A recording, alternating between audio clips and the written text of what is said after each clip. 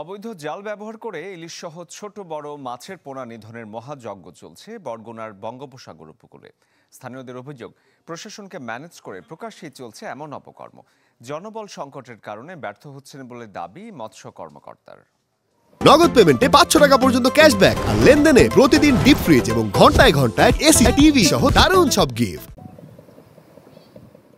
সাগর তীরে এভাবেই মাইলের পর মাইল জুড়ে পুঁতে রাখা হয়েছে খুঁটি।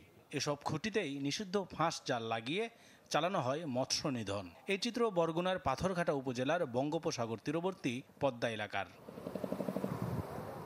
স্থানীয়রা জানান, কয়েক বছর ধরেই একটি অসাধু চক্র এমন অপকর্ম চালালেও তা বন্ধে ভ্রুক্ষেপ নাই কারো। এতে জাটকা ইলিশ সহ মারা পড়ছে ছোট বড় মাছের পোনা, যা চুপিসারে বিক্রি হচ্ছে শুটকি প্রক্রিয়াজাতকারীদের কাছে।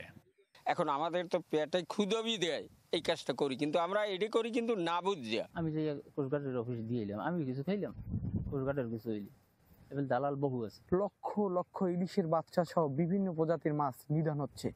মৎস্যজীবী ও সচেতন মহলের দাবি, অবৈধ জাল দিয়ে পোনা নিধন দ্রুত বন্ধ করতে না পারলে অচিরেই বিলুপ্ত হয়ে যাবে সামুদ্রিক নানা প্রজাতির মাছ।